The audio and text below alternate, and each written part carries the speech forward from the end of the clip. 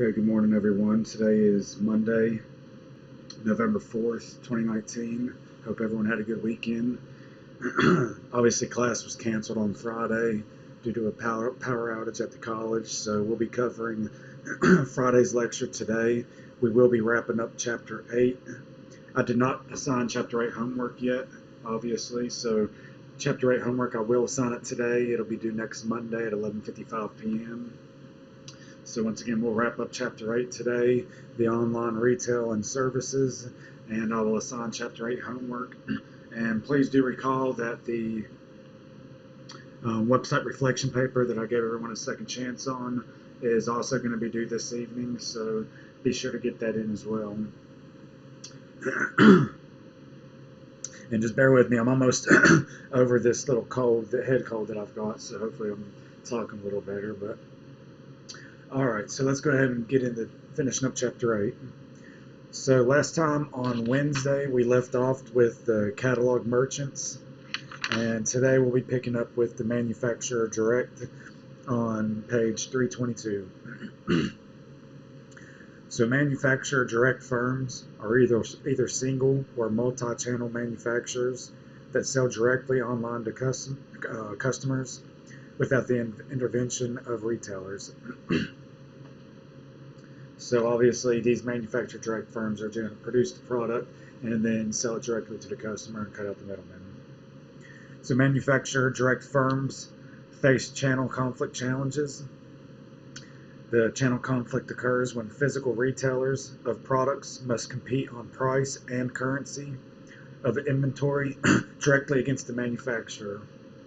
And they do not face the cost of maintaining the inventory, physical stores, or sales staffs.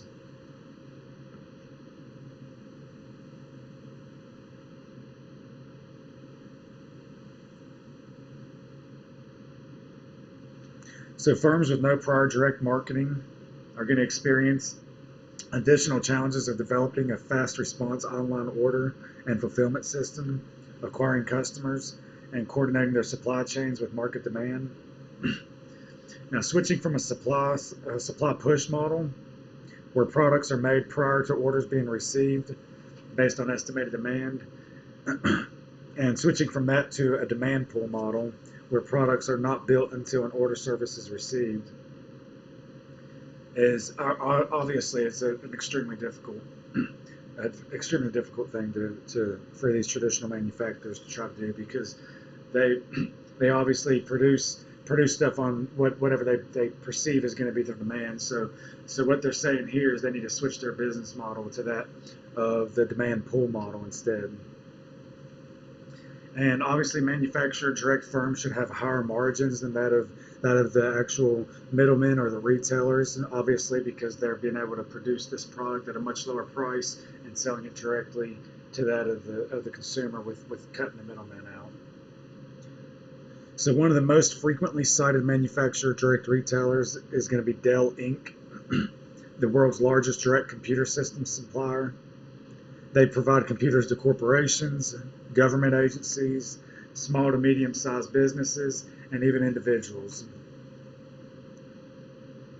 So to extend the benefits of its direct sales model, Dell has aggressively moved to sales, service, and support online. So not only are they just focusing on actually selling these computers, they're obviously now moving towards service and support online as well.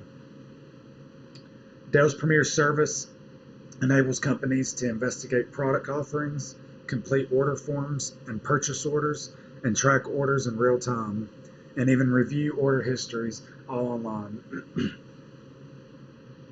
So what are some of the common themes in online retailing?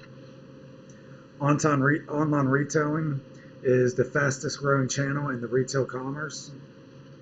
It has the fastest growing consumer base and has a growing penetration across many categories of goods. Now, profits for many startup ventures have been difficult to achieve. It even took Amazon 8 years to show its first profit. So that goes to show you how hard it is for these online merchants to show a profit. Because obviously Amazon is a powerhouse. So if it took them 8 years, imagine what other companies would take. So the path to success in any form of retail involves having a central location in order to attract a larger number of shoppers, charging high enough prices to cover the cost of goods, as well as marketing, and developing highly efficient inventory and fulfillment systems. Many online merchants failed to follow these fundamental ideas and lowered prices below the total cost of goods and operations and failed to develop efficient business processes. Now, consumers have been willing to accept higher prices in return for the convenience of shopping online and also avoiding the inconvenience of shopping at these busy brick and mortar stores. This allows online merchants more pricing freedom. A second common theme in retail e-commerce is that disintermediation did not occur and the retail middleman did not disappear. So obviously, the middleman and the retail man has been hurt significantly because of these online merchants, but most of the middlemen that were already established and had strong names evolved with times and created their own online presence and just adapted to the way that the economy was moving and the way that the retail was moving. So not all the middlemen were cut out, although there was a big hit on them. A third theme is that in order to succeed online, established merchants need to create an integrated shopping environment that combines their catalog, the store, and online experiences into one. So to succeed online, established retailers need to extend their brands, provide incentives to consumers, and to use the online channel, avoid conflict, and build advertising campaigns using online search engines. So obviously, as I just said, this is how these established firms maintained their relevance in the industry, is by adapting with time and ultimately creating an online presence. Now, a fourth theme is the growth of online specialty merchants that sell high-end fashionable and luxury goods, such as diamonds, discounted electronics, apparel, or office products. The final theme is the continuing extraordinary growth in social commerce, local marketing commerce, and mobile commerce. Now, obviously, local merchants will be a major benefactor of the growing mobile commerce platform. And this is true. The local merchants are going to see a growth in their sales and benefit from this, because obviously if we're on these Facebook sites and using our phone, they have the capability, YouTube and all these big companies and big websites have the capability to track where we actually are geographically. So obviously if they're throwing an ad at us, as we're walking through let's say Mercer Mall, and then they know maybe they could shoot us an ad for JCPenney or Foot Locker, something that is actually at the mall where they know we are, and something that they know that we have an interest in. So obviously the local merchants are going to be a major benefactor of this type of online retailing, and in particular the social commerce and local marketing and commerce.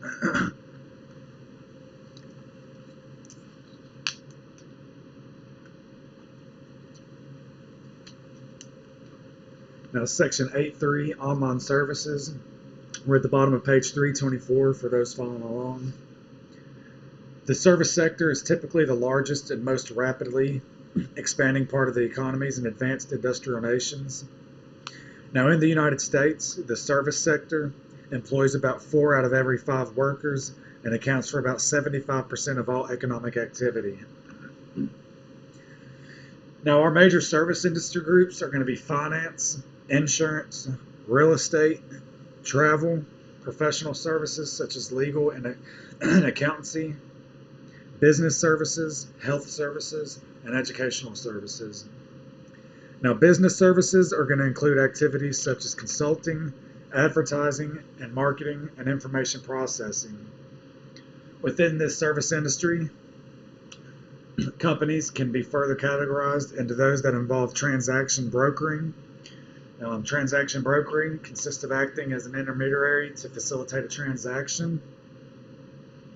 Now, one type of financial service involves stockbrokers who act as middle persons or middlemen in a transaction between buyers and sellers. I think everyone's heard of a stockbroker before, so that's an example of a transaction brokering. Now, employment agencies also put a seller of labor in contact with a buyer of labor. So once again, that's just setting a little platform or channel, if you would, so that they're matching it up and acting as the as the intermediary in that in that service sector. Now, some industries perform specific hands-on activities for consumers. These professionals need to interact directly and personally with the client.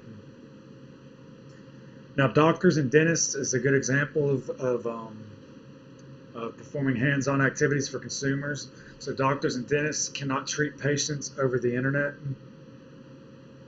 Now, it is good to note that the internet can assist their services by providing customers with information, knowledge, and communication.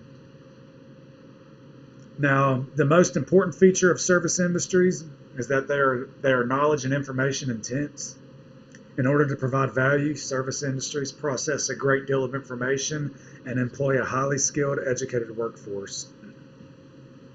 Now, services are going to differ in the amount of personalization and customization required. Services such as legal, medical, and accounting services require extensive personalization. Now, these services require an adjustment to the precise need of a single individual or an object. Others, such as financial services, benefit from customization by allowing individuals to choose from a restricted menu.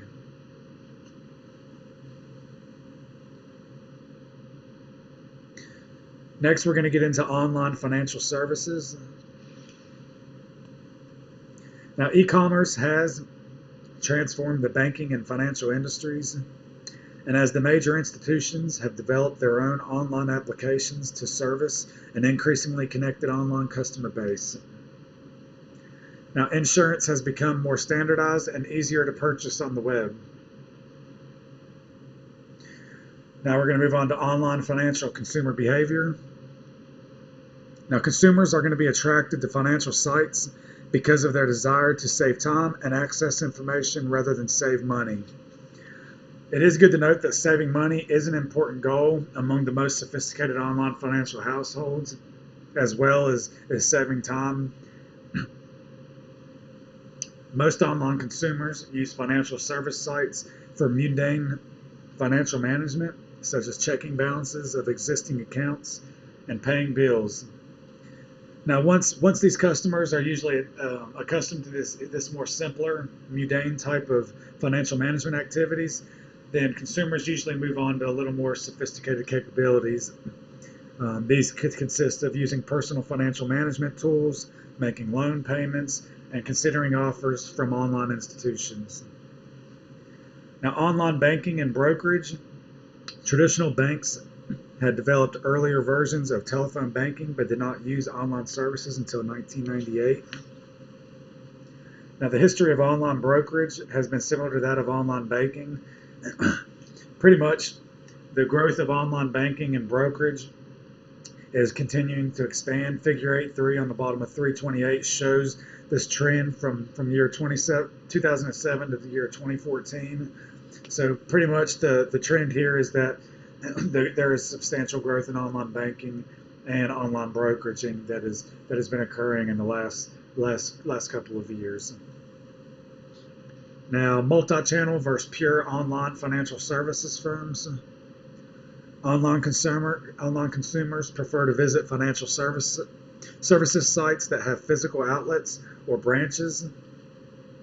Now, multi-channel financial services firms that have both physical branches or offices and solid online offerings are growing faster than pure online firms that have no physical presence. Now, pure online banks and brokerages cannot provide customers with some services that still require face-to-face interaction.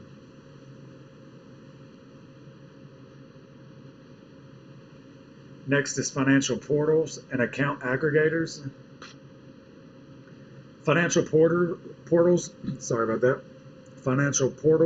are sites that provide consumers with comparison shopping services, independent financial advice, and financial planning. Now, independent portals do not themselves offer financial services, but act as steering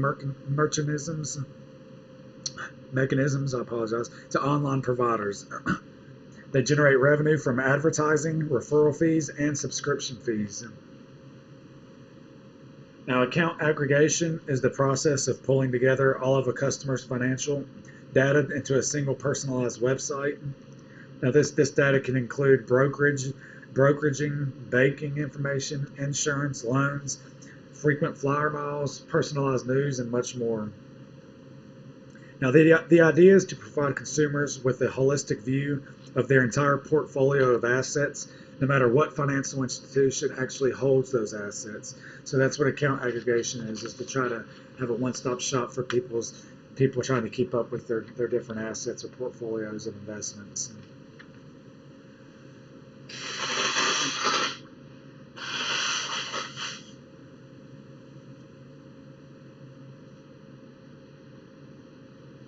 Okay, online mortgage and lending services. Now, during the early days of e-commerce, hundreds of firms launched pure play online mortgage sites to capture the U.S. home mortgage market. Now, what these early entrants hoped to do was to simplify and transform the traditional mortgage value chain process, speed up the loan closing process, and share the economies of scale with the consumers by offering lower rates. Now, by 2003, over half of these early entry pure online firms had failed.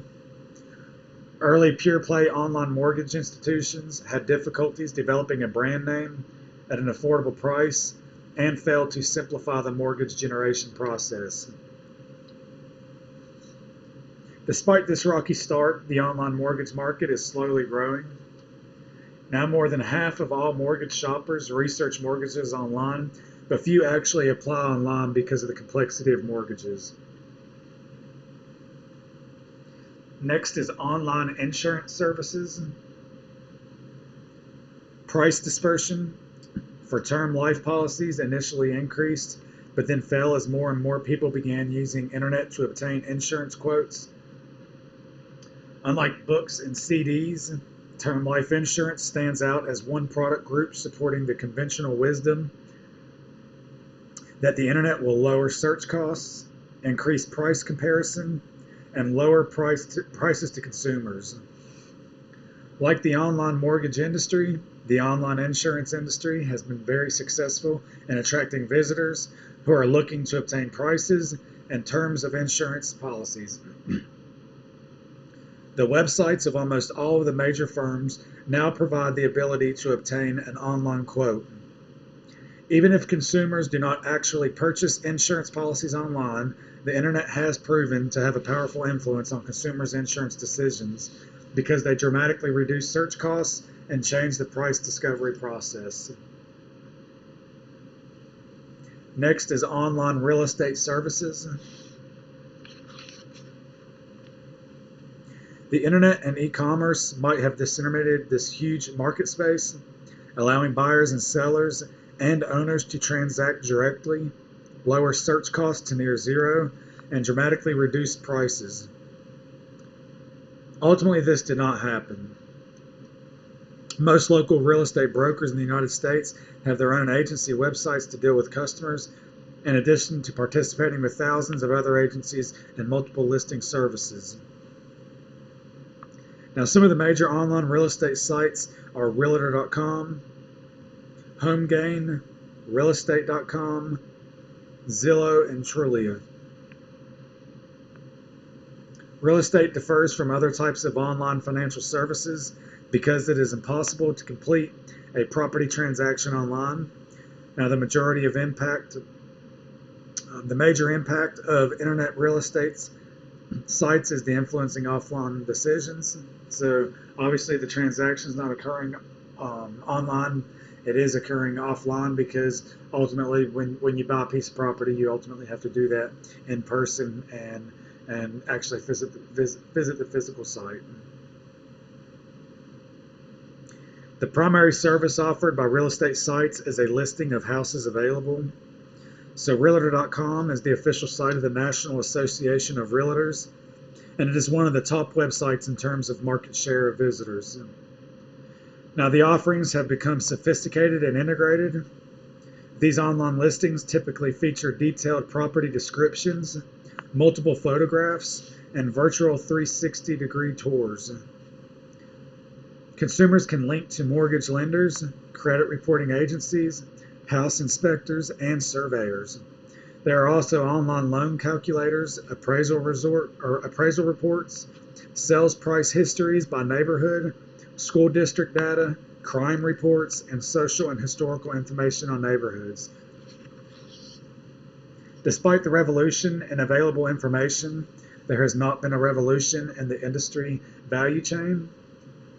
The listings available on websites are provided by local multiple listing service supported by local real estate agents. So ultimately, it hasn't really, the value chain hasn't been affected much by this online presence and the online real estate services, but it did make it more convenient and easier to actually find out information about these properties. Now, online travel services, we're on 9.6 on page 332. Online travel is one of the most successful B2C e-commerce segment. Today, more travel is booked online than offline. Now, why are online travel services so popular? They offer consumers a one-stop convenient leisure and business travel experience where travelers can find content, community, commerce, and customer service. Now, these online sites offer much more information and many more travel options than your traditional travel agents. Online sites create a much more efficient marketplace, bringing consumers and suppliers together in a low transaction cost environment. Travel services appear to be an ideal service for the internet. An e-commerce business model should work well for this product. Travel is an information-intensive product requiring significant consumer research. Now, the online agencies such as Travelocity, Expedia, and others do not have to deploy thousands of travel agents in physical offices across the country, but can instead concentrate on a single interface with a national consumer audience. So that's a huge cost savings for these travel service industries, being able to have an online platform instead of actually having to buy local business buildings and property and invest in staff to actually have these physical offices across the country. As they said, they can have a single interface with the national consumer audience. Next is the online travel market. There are four major sectors in the travel market. The four major sectors consist of airline tickets, hotel reservations, car rentals, and cruises and tours. Airline tickets are the source of the greatest amount of revenue in online travel. Airline reservations are largely a commodity, and they can be easily described over the web. The same is true with car rentals. Most people can reliably rent a car over the phone or the web and expect to obtain what they ordered. Now, the online travel industry dynamics. Because much of what travel agency sites offer is a commodity, they face the same cost competition among online providers, and so obviously this is an intense environment. Therefore, competition among sites tends to focus on scope of offerings, ease of use, payment options, and personalization. Now, Table 8.4 lists some of the well-known travel sites. Table 8.4 is on page 334. I'm not going to actually read the whole chart here, but I will read some of the names of some of these maiden travel sites. I think everyone's probably familiar with them. They're Expedia, Travelocity, TripAdvisor, Orbitz, Priceline, Hotels.com, Hotwire, stuff of that sort. Those are going to be your leisure unmanaged business travel. Then you also have your managed business travel, which is GetThere.com and Travelocity Business. Now, the online travel services industry has gone through a period of consolidation with stronger offline established firms such as Sabri Holdings, which now owns Travelocity. They purchased weaker and relatively inexpensive online travel agencies in order to build stronger multi-channel travel sites. Orbitz and Expedia have also been involved in the industry consolidation. Mobile devices and apps used for pre-trip planning, booking, check-in, and context and location-based destination information are also transforming the online travel industry. Social media is also having a big impact on the online travel industry. User-generated content and online reviews are having an increasing influence on travel buying decisions. So obviously we can see a trend here across all the topics we're talking about on this online platform. Obviously, we see that everything's moving to the mobile device and these social sites. So this is where most of the action is taking place here. So that's a pretty common theme we're seeing here just across the board. Next, we're on page 336, dealing with online career services, 8.6. Now, next to travel services, one of the internet's most successful online services has been job services. They provide a free posting of individual resumes and many other related career services. And ultimately, this is going to be based upon a fee. And they also list job openings posted by companies. So once again, they're kind of making a medium or a channel for the employers and the prospective employees to interact with one another and see what each other are offering. Now, the online job market is dominated by two large players, CareerBuilder and Monster. Other popular sites include Indeed and Simply Hired. Now, the professional social network site LinkedIn is also becoming an increasingly important player in this market. Traditionally, companies have relied on 5 employee recruitment tools: classified and print advertising, career expos, on-campus recruiting, private employment agencies, and internal referral programs. In comparison to online recruiting, these tools have severe limitations. Some of these limitations, for example, print advertising usually includes a per-word charge that limits the amount of details employers can provide about job openings. They also have a limited time period in which the job is actually posted. So stuff of that. Another example, staffing firms charge high fees and have a limited and local selection of job hunters. On-campus recruiting restricts the number of candidates a recruiter can speak with during a normal visit and requires that employers visit numerous campuses. So these are just some of the actual some of the struggles and the difficulties that the constraints that are on the traditional recruiting as compared to the online career recruiting. So the online recruiting overcomes these limitations by providing a more efficient and cost-effective means of linking employers and potential employees while reducing the total time to hire. Online recruiting enables job hunters to more easily build, update, and distribute their resumes while gathering information about prospective employers and conducting job searches. It's just information, the ideal web business. So online recruitment is ideally suited for the web. The hiring process is an information-intense business process that involves the discovering the skills and salary requirements of individuals and matching them with available jobs. In order to accomplish this matchup, there does not initially need to be face-to-face interaction or a great deal of personalization. The internet can clearly automate this flow of information, reducing search time and cost for all parties. Now, Table 8.5 on the top of page 337 is some of your popular online recruiting sites. Some of the general recruitment sites are going to be CareerBuilder, Monster, Yahoo Hot Jobs, Indeed, Simply Hired, and Craigslist. And some of the niche job sites are going to be Dice, Engineer Jobs, Higher Ed Jobs, and USA Jobs, and Snag a Job.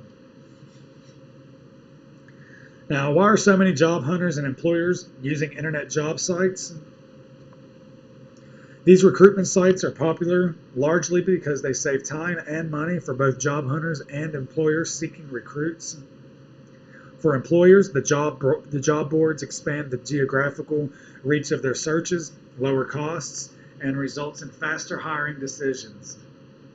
For the job seekers, online sites are popular not only because their resumes can be made widely available to the recruiters, but also because of the variety of other related job hunting services that these sites ultimately provide. Now, originally, online recruitment sites just provided a digital version of a newspaper classified ad, but today sites offer many other services.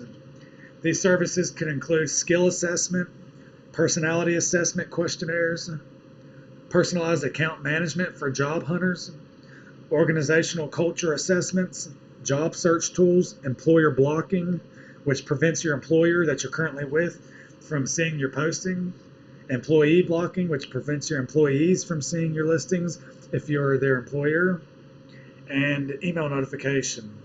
So these are just some of the different services that these online sites offer. Online sites also provide a number of educational services, such as resume writing advice, software skills preparation, and interview tips. Now that does conclude Chapter 8, the online retail and services. As I said before, Chapter 8 homework will be posted today. It will be due next Monday at 11:55 p.m. That will give you exactly a week to work on it. And class on Wednesday will begin Chapter 9, so go ahead and read Chapter 9. We'll start the lecture for Chapter 9 this week as well. And I will also be posting Chapter 9 homework this week, so be on the lookout for that as well. And once again, everyone, please remember the second chance on this website reflection paper. I do not want to see anyone get a 0 on this, and just please moving forward, try to get everything else in on time. And overall, people have been doing pretty well with it. Like I said, I just want to make sure that everyone has a second chance on this thing. So that's it for Chapter 8. Everyone have a good day. Look out for Chapter 8 homework. And once again, that'll be due next Monday. And recall the website reflection paper is due tonight. So that is all that I have for today. I hope everyone has a good day, and I will see you on Wednesday.